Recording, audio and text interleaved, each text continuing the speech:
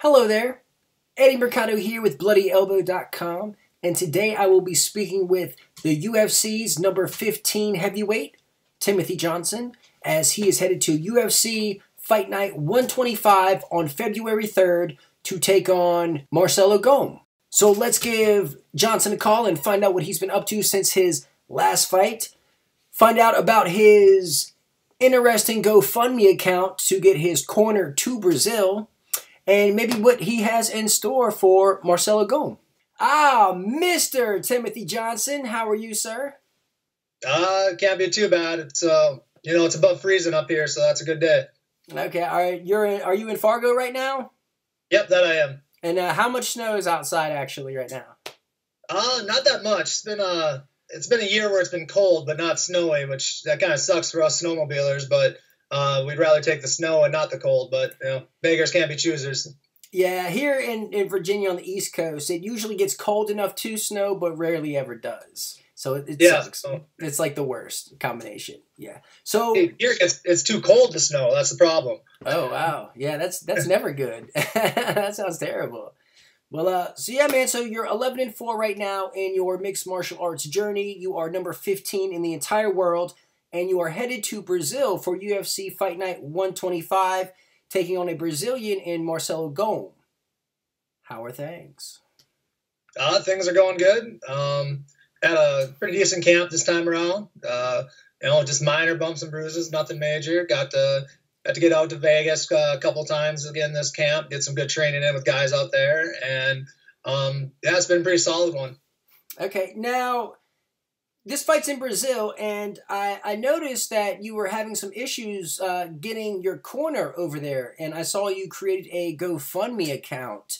What was the story behind that, and why are you having issues getting your corner actually to the fight? Well, that was like more of a circumstance thing. We've as I travel all over the place, and we usually get a couple good donors, and kind of last minute, a ticket that was gonna get bought kind of just fell off the table. The guy basically is like, no, I'm not gonna pay for this anymore. So it kind of blindsided us, and that was 2 days ago, or like 36 hours ago. So it was looking around trying to figure out what to do. And I gotta tell you, I made that GoFundMe last night at probably about 11 o'clock midnight, and it went on my personal Facebook. It was just I was just gonna put it out there with my friends, acquaintances, family, have them make small. I don't want to make a big deal about it. I'm not very technically sound, and I put it on public. So when I woke up at 1 o'clock, and went to my strength and conditioning, I came back to check my phone, so it was about 2 in the afternoon, and then I saw the Bloody Elbow ran an article on it. I was like, oh no, so I went to keeping it small to it like really blowing up, and maybe that was for the best, and actually, my roommate and all that, they can attest to it. I was sick to my stomach doing it. I hated reaching out like that, asking. It's like, more porridge within my bowl, please give me some more. But so I figured I'd put a swing on it, and actually I only needed probably like 3,200, but I wanted to hit that $4,000 because I want to turn around and donate money to elsewhere to some charitable cause. So like you guys running the article, I got one giant generous donation of $3,500 from one individual and hit it like almost instantly. And I was floored. I didn't even know what to say. Like I messaged him and all that, and he was just like, no worries. I said, I'd like to give back. And, I'm a vet. He was a veteran as well. And I was just floored by it. Yeah, that's definitely incredible. His name's Rob Strauss. I feel like we should shout him out for. Oh yeah, absolutely. Rob's gonna be getting some gloves. He's gonna be getting a jersey. I'm definitely gonna get everything out there that I can for him. That was that just shows character on his end. That's not junk change for a lot of people, and that and luckily a good amount of his money is going to go back into the veteran community. Yeah, I mean, it really is beautiful when the community comes together for the greater good. I mean, you love it. And Bloody Elbow is an excellent platform for fighters to have a voice and let their voice be heard, no matter how big or how small or how much they might not want to be in that position to create a GoFundMe. But Yep.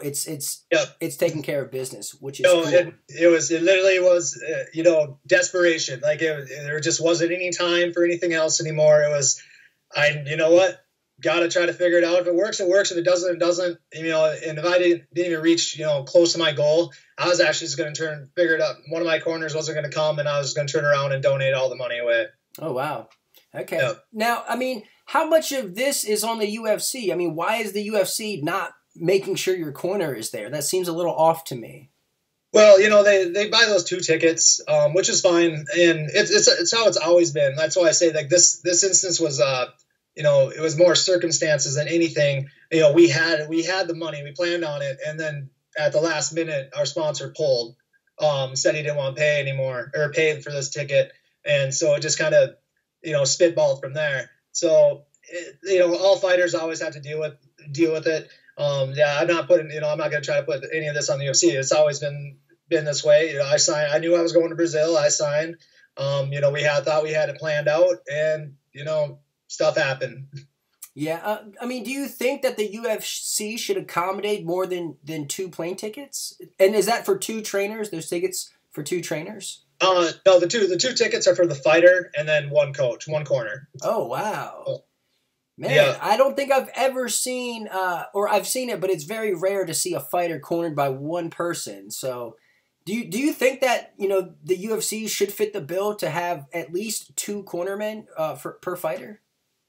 I don't know. I look at it as a business standpoint too. That gets a lot of extra, just from my military experience. Like that's a lot of extra, paperwork. That's just logistical side of things, adding another person on there and all that. I mean, this is the way it's been for as long as I've been in. It's what I've come to expect. So, and it's, a couple fighters have been in my position before, but I'm not going to put any of it on the UFC. Like I said, like we've had good sponsors who, all my fights overseas, trips to Europe aren't that cheap. So, they come up with, 2 tickets every time. And, it was just kind of enough was enough, kind of what we got. Understandable. So, because you've had 3 fights outside of the country already. And so that's how your corner got over there that time. It was sponsorship money. It wasn't the UFC. Yep. Okay.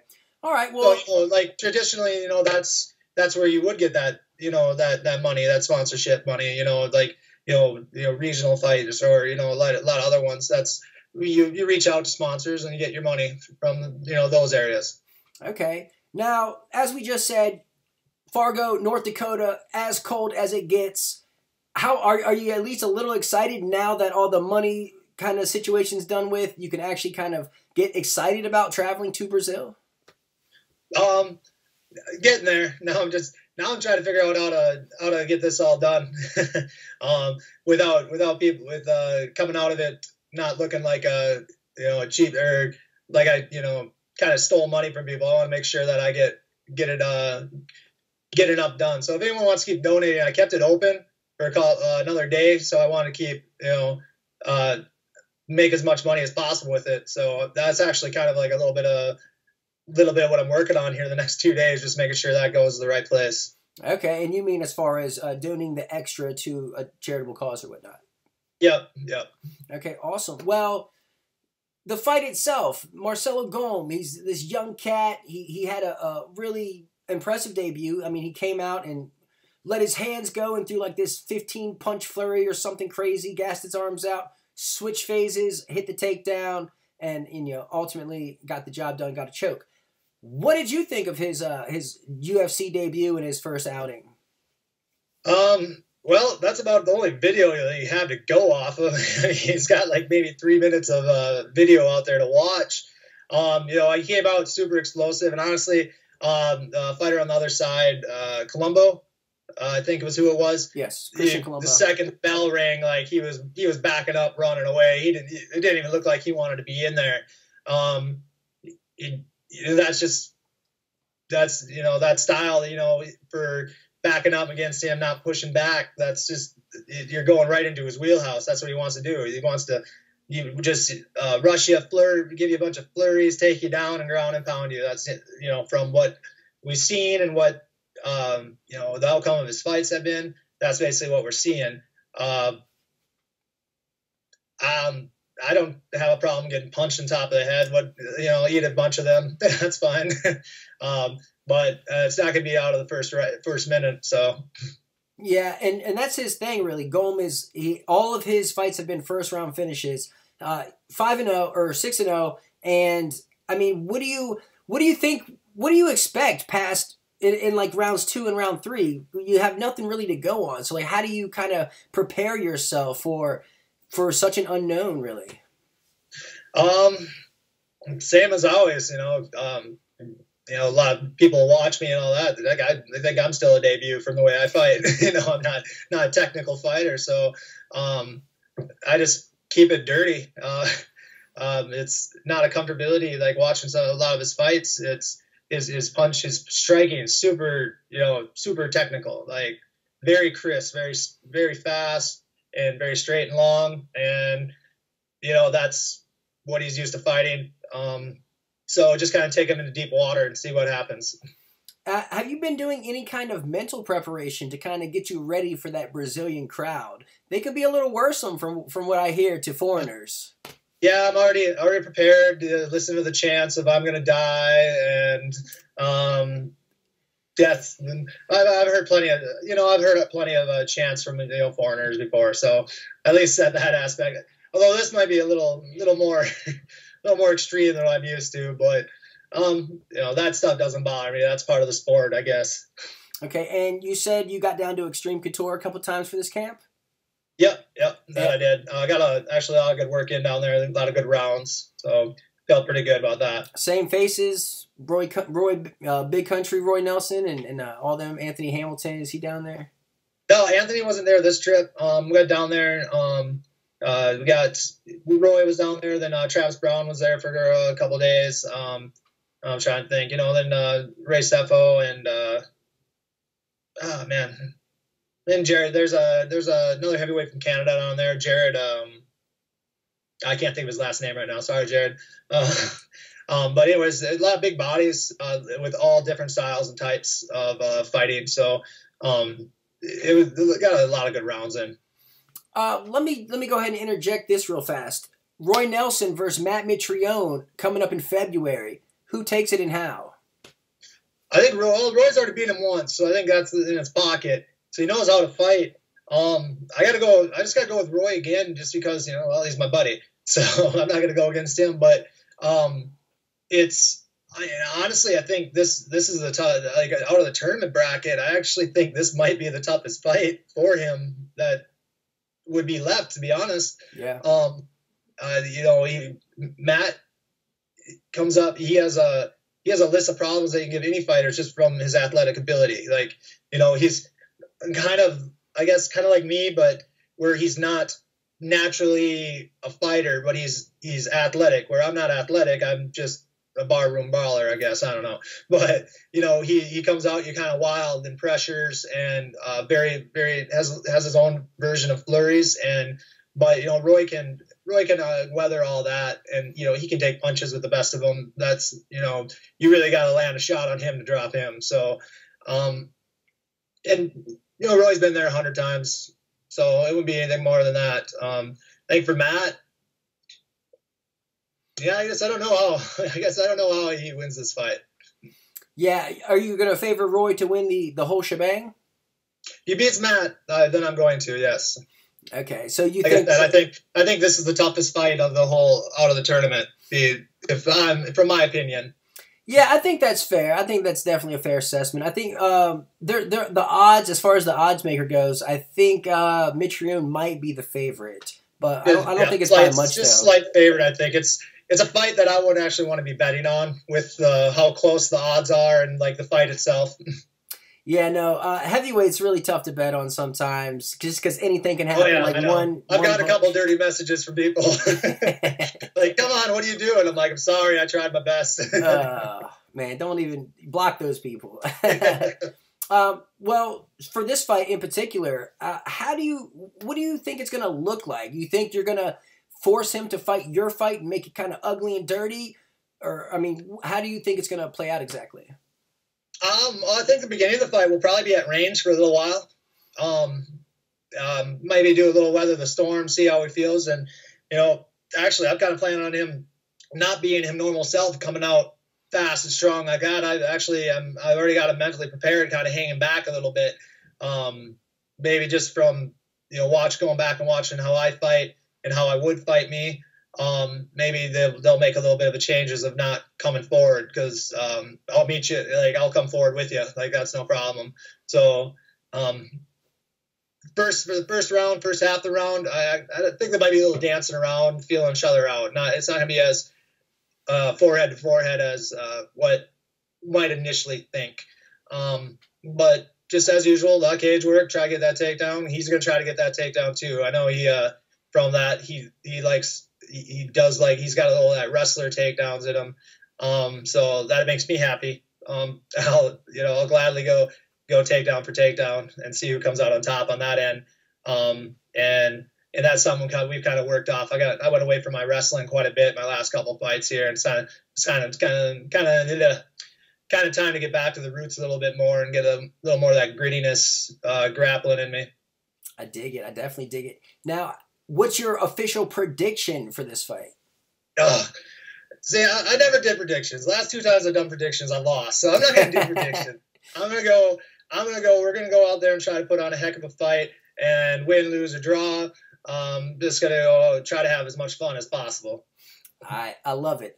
Perfect answer. Perfect answer. Now, you got any sponsors or people you would like to give a thank you to or a shout out to? Well, we got my gym, the Academy of Combat Arts here in Fargo, which have done a heck of a job for me. I've always have.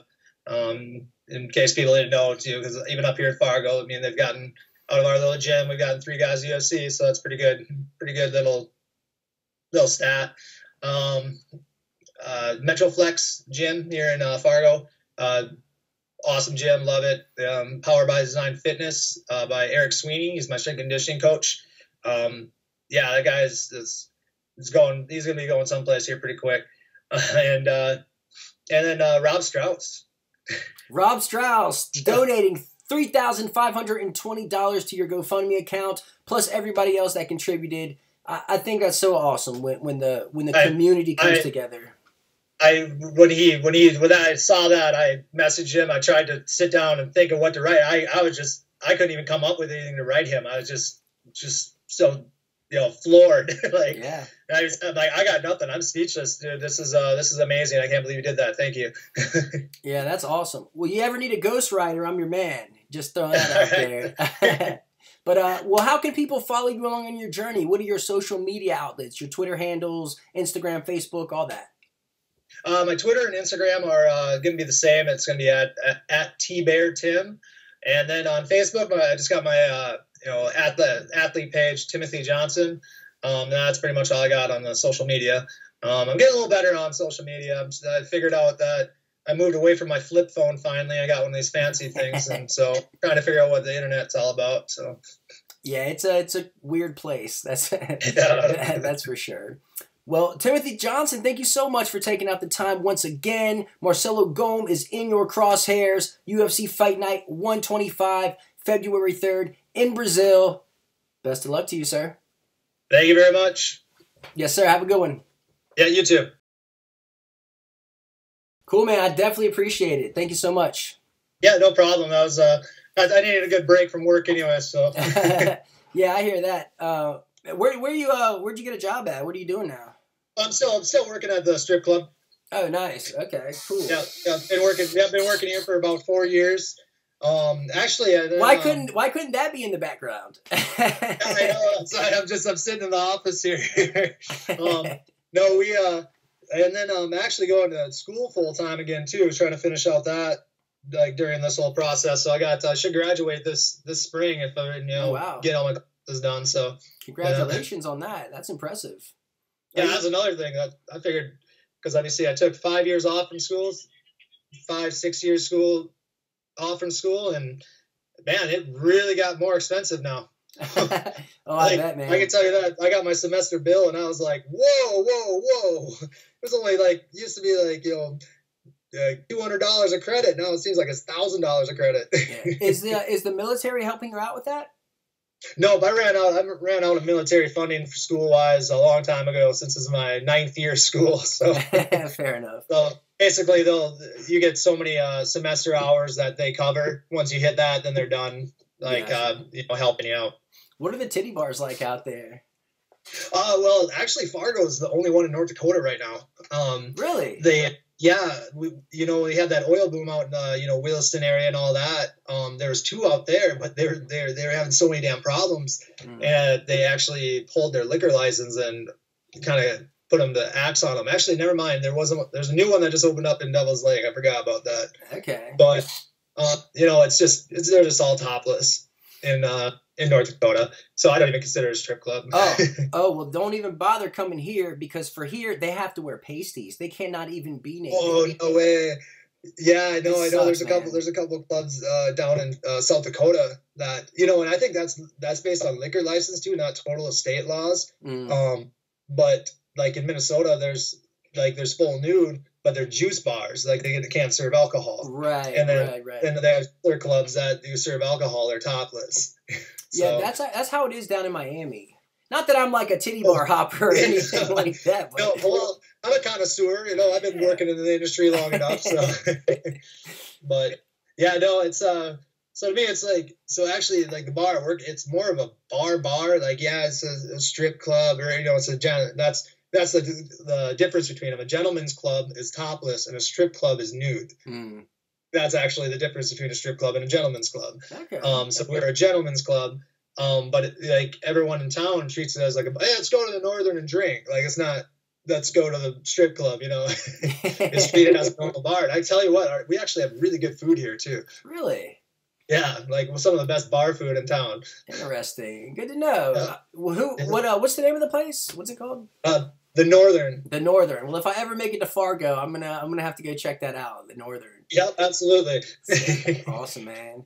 Cool deal. Well, I'll get at your hair now, but thank you, man. Thank you once again for taking out the time. I'm glad that GoFundMe worked out the way it did, and I hope you're not a little pissed that Bloody Elbow ran the No. It wasn't pissed at it.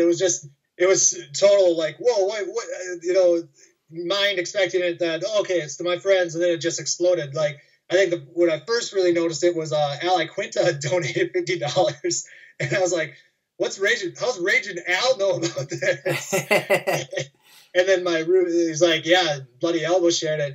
And no, not angry about that. It kind of made me, oh God, no. I mean, I think I'm in a contract fight. I hope this doesn't look bad. And no, and then I talked to the agent. They're like, oh no, it's fine. Like, it is what it is. So I'm like, okay, good. Okay, and I mean, the way they wrote the article, I thought was pretty cool. It wasn't like, yeah, no, it was too. And they went in. That's what I was kind of scared, a little nervous about before I read the article. When I saw it, I was like, oh no, now it's going to make it look like I'm talking bad about. But then I read it, and it was like, oh no, they put in there the circumstances of our sponsorship got lost and stuff like that. So no, it was a good written article. Yeah, and plus this will come out. This interview will come out that'll shed some more light on it, and who knows? You might get even more people donating, and you might be able to give even more to a charitable cause or whatnot. So, yeah, no, well, if I do very well, and get like a performance bonus, which I learned, don't ever expect to get one. But just go out there and fight. You can wish it, but don't think that you're gonna get one. I'll probably match anything that I have over, just to kind of get back. So. Wow, that's fucking awesome. That's definitely fucking awesome, man. Well, shit. Well, I'll let you get back to it, man. Have fun out there. Get a tan and enjoy the sights. And go look at some booties, some Brazilian booties. I know. That's gonna be the best part. Maybe check out a Brazilian strip club. Like, I don't even know what that would be like. I see, but then I have to sit on everything. I have to go with a shiv. Yeah. All right, brother. Well, yeah, stay in touch, man, and have fun out there. All right, thank you very much. All right, man, be safe. Yep, later. So there you have it. The UFC's number 15 heavyweight, Timothy Johnson, headed down to Brazil for UFC Fight Night 125 on February 3rd. He's taking on Marcelo Golm. Go check that out. In the meantime, you can read me over at bloodyelbow.com. You can follow me on Twitter at @TheEddieMercado. If you like this interview, subscribe to my channel right here. Subscribe to Bloody Elbow's YouTube channel right there. Check out these interviews over there. Now go be a good person.